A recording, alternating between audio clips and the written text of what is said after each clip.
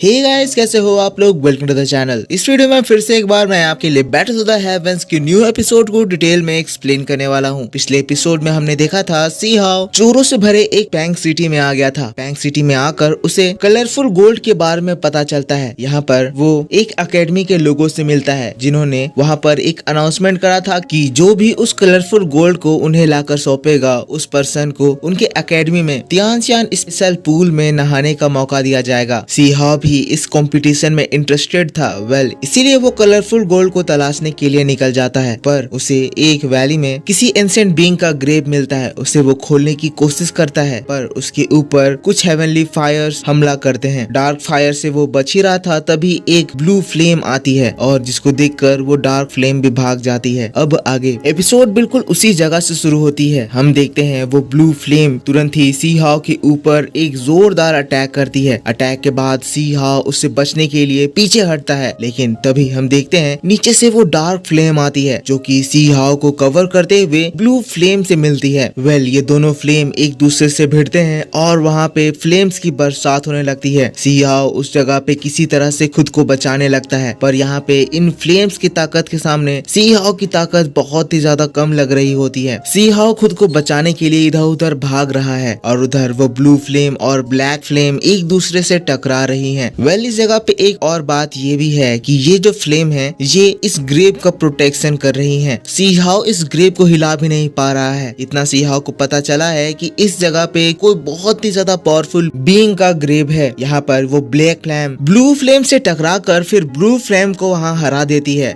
इसके बाद वहाँ पर सी हाउ नीचे का नजारा देखता है, कहता है यहाँ पर ये जो हंगामा हुआ इसके पीछे जरूर कोई ना कोई रीजन होगा। नीचे देखता है तो वो ब्लैक फ्लेम के चारों ओर सी हाउ का तलिस्मान बिखरा पड़ा हुआ है। सी हाउ कह रहा है ये फ्लेम्स इतनी ज्यादा ताकतवर है कि मेरे तलिस्मान प्रोटेक्शन लेयर को भी ये ब्रेक कर दी। देखने से तो ये लग रहा है कि ये काफी ज्यादा रेयर ट्रेजर है। लगता है मेरा यहाँ पे आना फिलहाल के लिए तो वेस्ट साबित नहीं हुआ है। सी हाउ जल्दी से उस तलिस्मान सहित उस फ्लेम को भी अपने अंदर एब्जॉर्ब कर लेता है। इसके बारे में हमें बाद में पता चलेगा कि ये फ्लेम किस तरह का फ्लेम है और वो किसे प्रोटेक्ट कर रहा है, पर अभी के लिए सी हाउ को ये रियलाइज हो गया है कि यहाँ पर ये इस ग्रेव को नहीं खोल सकता है। इसीलिए सी हाउ यहाँ से जाने का डिसाइड करता है। उसे एक ट्रेजर मिल चुका है, पर सी हाउ ये भी नहीं चाहता है कि इस जगह के बारे में किसी और को भी पता चले। इसीलिए सी हाउ दोस्तों यहाँ पर अपने मैजिक से इस पूरी जगह पे एक ऐसा फ्लेम, एक ऐसी एनर्जी सराउंड कर देता है जिसकी वजह से ये पूरी जगह बाहर से बिल्कुल नॉर्मल लगने लगती है। यहाँ पे किसी भी तरह का ड्रैगन न किसी भी तरह का ग्रेव दिखाई देता है। सी हाउ इस जगह को और की नजरे से बचाने के लिए इस तरह का बना दिया है ताकि बाद में जब सी हाउ को सारे रिसोर्सेस और इसके बारे में जानकारी मिल जाए, सी हाउ यहाँ पे आकर इस ग्रेव को खोलेगा जहाँ इसको ग्रेव की सच्चाई मिलेगी और उसे इस आदमी के रेयर ट्रेजर्स मिलेंगे। सी हाउ वहाँ से चला जाता है। सीन शिफ्ट हो जाता है। हम लोगों को तियानशियान एम्पायर को दिखाया जाता है। ये एक बहुत ही बड़ा सा गेट है जो कि तियानशियान एम्पायर में अकेडमी में एंटर होने का फर्स्ट दरवाजा है। यहाँ पर बहुत सारे लोग तियानशियान एकेडमी में एंटर होने के लिए इस दरवाजे से जा रहे हैं। कलरफुल गोल्ड को ढूंढने का कोई भी टाइम लिमिट नहीं है, इसीलिए कोई कितना भी ज्यादा देर लगा सकता है। इसीलिए सभी लोग अभी इस जगह पर तियानशियान एकेडमी में जा रहे हैं ताकि वहाँ से वो लोग कोई क्लू ले सके। सी हाउ भी इनके पीछे पीछे जा रहा है, लोगों की बातें सुन रहा है। यहाँ पर ये लोग कुछ कंपटीशन के बारे में बात कर रहे हैं, कुछ तियानशियान एकेडमी में एंटर होने की बात कर रहे हैं, कुछ कलरफुल गोल्ड के बारे में बात कर रहे हैं। इस जगह पे हमें दो लोगों को भी दिखाया जाता है। ये दो लोग इस गेट से एंटर होने वाले सभी लोगों की जांच पड़ताल कर रहे हैं कि वो लोग कहां से आए हैं और उन लोगों का मकसद क्या है। सी हाउ भी इन लोगों के साथ साथ उस लेवल पर पहुंच ही जाता है जहां पे सी हाउ खुद ही जाकर उस लड़की से एक सवाल कर देता है, सवाल उस कंपटीशन को लेके। लेकिन ये बात सुनकर वो लड़की सी हाउ का मजाक उड़ाने लगती है कि जब तुम्हें तियानशियान एम्पायर के इस इम्पोर्टेंट रूल के बारे में नहीं पता तो तुम आखिर इस जगह पे आए ही क्यों हो। तुम्हारा यहाँ पे आना तुम्हें कोई भी फायदा नहीं देगा। यहाँ पे सी हाउ की ये बेइज्जती करने लगते हैं, जिसको देखकर बाकी के लोग कहने लगते हैं लगता है यिन सिस्टर आज कुछ ज्यादा ही गुस्से में है। और दूसरे पर्सन से हमें पता चलता है कि ये यिन है वो क्वीन यी की वजह से इतना ज्यादा गुस्से में है। क्वीन यी कुछ महीने पहले ही इस तियानशियान एकेडमी में एडमिट हुई है और ये यिन जो कि सालों से यहाँ पे है उसको हरा दी है। ये यिन और क्वीन यी तियानशियान एकेडमी के टॉप 10 मोस्ट ब्यूटीफुल लेडीज में से एक है और इसीलिए ये लड़की गुस्से में रहती है। सी हाउ तब कहता है आप इतने ज्यादा गुस्से में क्यों हैं? आपको इतना ज्यादा गुस्सा नहीं होना चाहिए। चाहिए। आखिरकार मैं भी कुछ समय बाद आप लोगों के साथ तियानसियान एकेडमी में एंटर होने वाला हूँ। मैं भी आपका एक क्लासमेट बनूंगा। ये बात सुनकर वो लड़का कहता है, तुम जो भी हो, पर मैं तुम्हें ये बताना चाहता हूँ कि अगर तुम तियानसियान एकेडमी में एंटर होना चाहते हो तो अब तुम्हें अगले साल ही आना पड़ेगा। अभी जो तियानसियान एकेडमी में एंटर होने के लिए टेस्ट हो रहे थे वो कुछ दिनों पहले ही ओवर हो चुके हैं, इसीलिए तुम्हारा यहाँ पे एंटर होने का कोई चांस ही नहीं बनता है। सी हाओ कहता है, क्या सच में इस एकेडमी में एंटर होने का कोई और दूसरा रास्ता नहीं है? तो फिर एक आदमी पीछे से आता है। वो तियानसियान एकेडमी का एक पुराना डिसाइपल था। वो सी हाओ को बताता है, एक रास्ता है। तियानसियान एकेडमी में होने वाले टेस्ट में अगर तुम पार्टिसिपेट कर कर उसमें सबसे हाईएस्ट रैंक हासिल कर लो तो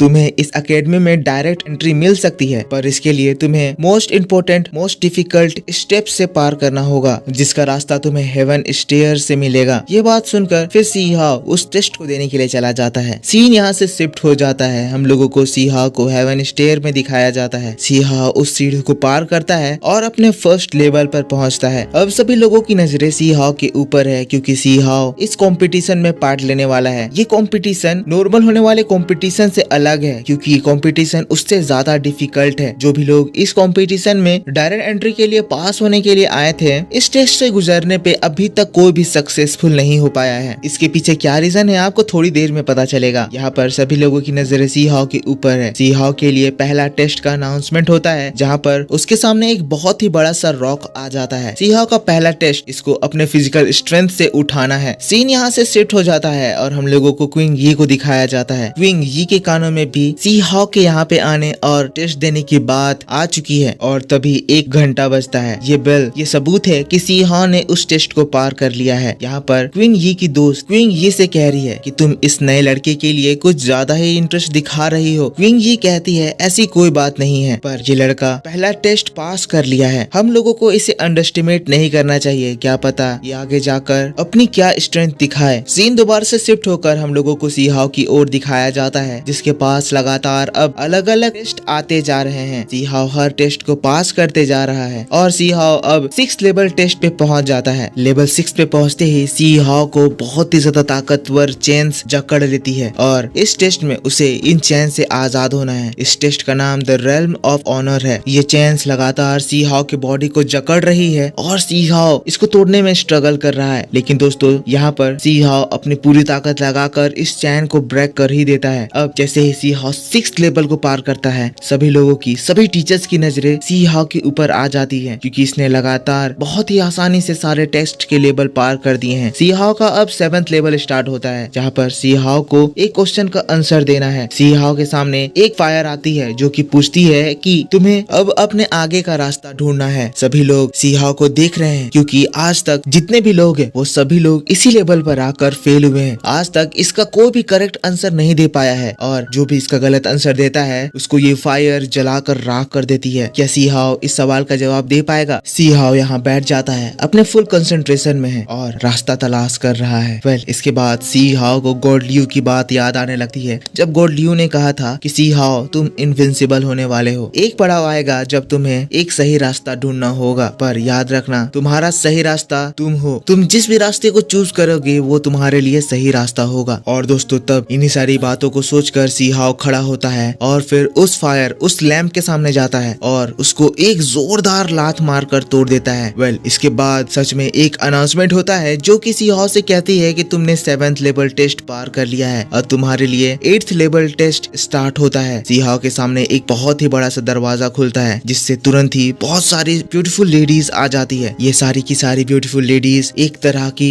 डिमोनिक विचेस हैं, जो कि सी हाओ के बॉडी को कंट्रोल करना चाहती हैं, उसके माइंड को मैनिपुलेट करना चाहती हैं। वो सी हाओ के कानों में लगातार बहुत सारी बातें कह रही है, जैसे कि इस दरवाजे के अंदर मत जाओ, दरवाजे के अंदर जाओगे तो मारे जाओगे। पर दोस्तों इसी बात के साथ यहाँ पर परफेक्ट वर्ल्ड का ये एपिसोड खत्म होता है। तो मेरे दोस्तों आप मेरे को बताओ कि आपको ये वीडियो कैसा लगा। अगर वीडियो पसंद आया है तो जरूर से इसको एक लाइक करना, चैनल पर न्यू हो तो सब्सक्राइब करना, कमेंट करके बताना कि वीडियो कैसा लगा। मैं आपके लिए बहुत जल्द इसका नेक्स्ट वीडियो लेकर आऊंगा। आपको अब से इस चैनल पर सबसे पहले सारी वीडियोस मिलेगी, तो इस चैनल को जरूर से सब्सक्राइब कर लेना। मैं आपसे मिलूंगा नेक्स्ट वीडियो में, तब तक के लिए take care, bye bye, thanks for watching.